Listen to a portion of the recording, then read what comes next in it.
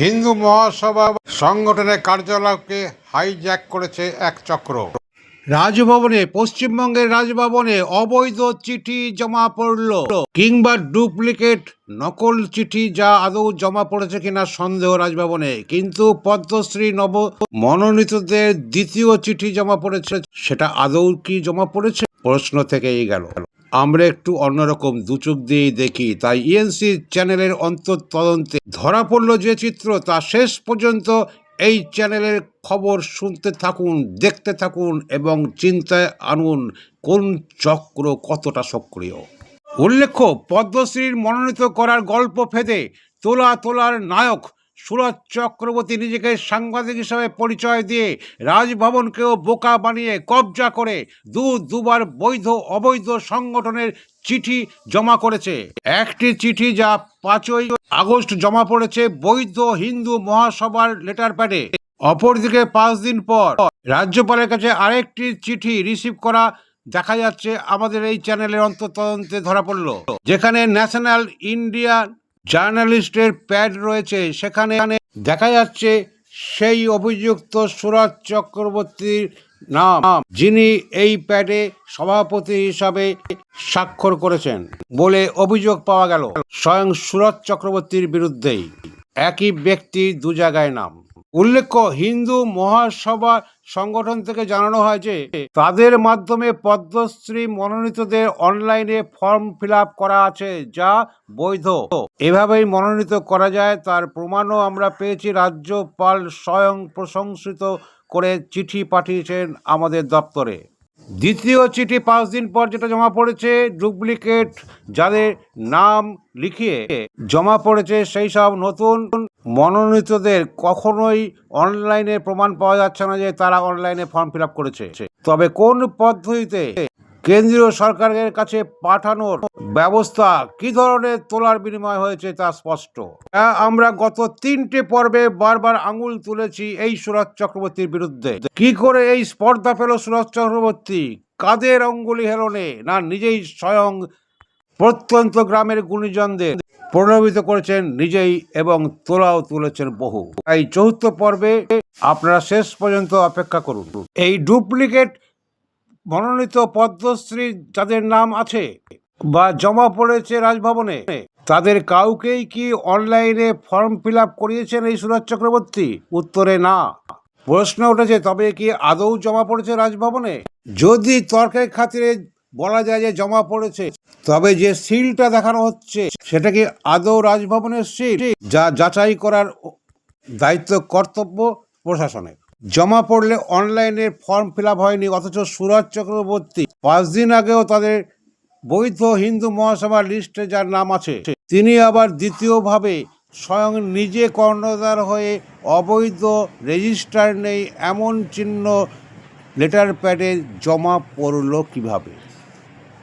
চ্যানেলের অন্তর্তদন্তে এবং প্রমাণাদি তথ্যে দেখা যাচ্ছে রাজভবনে বেরোনোর সময় সুরজ চক্রবর্তী সহ অন্যান্য কোনো ছবি তাদের অ্যাকাউন্টেও দেখা যাচ্ছে না। আদৌ কি রাজভবনে প্রবেশ করেছিলেন?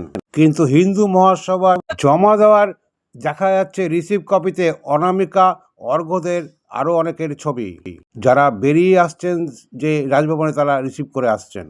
ঠিক এরপর 5 দিন পর আরেকটি চিঠি মনোনীতদের তালিকা, যা ন্যাশনাল জার্নালিস্টের লেটার প্যাডে প্রদর্শিত হয়েছে, যা শুরুতেই আপনাদের জানিয়েছিলাম। লেটার প্যাডের অর্থাৎ রিসিভ করা প্যাডের নাম ন্যাশনাল জার্নালিস্টের লেটার, তার রেজিস্ট্রেশন নাম্বার নেই। আদৌ কি এই ন্যাশনাল জার্নালিস্ট ইউনিয়ন হচ্ছে রেজিস্ট্রিকৃত? যদি না হয়ে থাকে তবে কিভাবে জমা পড়ল রাজভবনে? জমা পড়েছে দেখা যাচ্ছে 10ই আগস্ট রাজভবনের সিল করা রিসিভে। এটা আসল না ডুপ্লিকেট? প্রশ্নটা থেকেই গেল, যা প্রমাণ করবে প্রশাসনের এর দায় ইএনসি চ্যানেল যাচাই করে দেখেনি, তাই যাচাই করবে রাজভবন এবং অবশ্যই কেন্দ্রীয় সরকার। কত টাকা তোলা হয়েছে, যা দ্বিতীয় পর্বে আমরা তুলে ধরেছিলাম, ইঙ্গিত দিয়েছিলাম। জানা যাচ্ছে দ্বিতীয় রিসিভে এক একজনের কাছ থেকে 20,000 টাকা, 30,000 টাকা এবং 1 লাখ টাকা পর্যন্ত নেওয়া হয়েছে, যাদের অনলাইনে ফর্ম ফিল আপ করাই হয়নি। সেই তথ্য এবং রেকর্ড আমাদের ইএনসি চ্যানেলের হাতে আছে, যা ক্রমশ প্রকাশ্য। দাবি উঠেছে টাকা যেন ফেরত দেওয়া হয়। এই নিয়ে যে কোনো সময় সোদপুরের নিবাসী সুরজ চক্রবর্তীর বাড়িতেও বিক্ষোভ দেখানো হতে পারে বলে জানা যাচ্ছে। তারা অধিকাংশই ফোন করে আমাদের ইএনসি দপ্তরে জানাচ্ছেন যে আমরা তোলা চক্রের ফাঁদে পড়েছি, বাঁচান আমাদের। উল্লেখ্য, বৈধ বা অবৈধ বিচার করবে কেন্দ্রীয় সরকার বা রাজভবন। অবশ্যই বৈধ এই কথা বলতে পারে হিন্দু মহাসভাকে। রাজ্যপাল স্বয়ং চিঠি দিয়ে প্রশংসা করেছেন তাদের কাজকর্মে। কিন্তু অপর সংগঠন কি বলবেন, কি ভাবছেন আপনারা? যিনি অর্থাৎ সুরজ চক্রবর্তী দুটো তালিকাতেই রয়েছেন। তবে কি বুঝবো তোলার বিনিময়, তোলার মানসিকতায় এই সুরজ চক্রবর্তী নতুন কিছু জনকে প্রলোভিত করে দ্বিতীয় তালিকা জমা দিয়েছেন, যদি দিয়ে থাকেন ন্যাশনাল জার্নালিস্টের কর্ণধার হয়ে। যদি বেআইনি বা অবৈধই হয় এই ন্যাশনাল জার্নালিস্ট, তবে তার কর্ণধার সুরজ চক্রবর্তী কি করে রাজ্যপালের কাছে পৌঁছতে পারলো? তবে কি রাজভবনেও ভূত আছে? এখানেও তোলার গল্প আছে? প্রশ্নটা থেকেই গেল। আগামী দিন পঞ্চম পর্বে দেখবেন আরো পর্দাফাঁস। আমরা আছি মনোনীতের পক্ষে, যাদের অবৈধভাবে মনোনীত করেছেন সেই সব নিরপরাধ গুণীজনদের নিয়ে। সুরজ চক্রবর্তী যেভাবে ছিনিমিনি খেলা খেলেছেন, আশা দিয়েছেন, তাদের সম্মানে এই চ্যানেল লড়ছে, এই চ্যানেল প্রকাশ করবেই।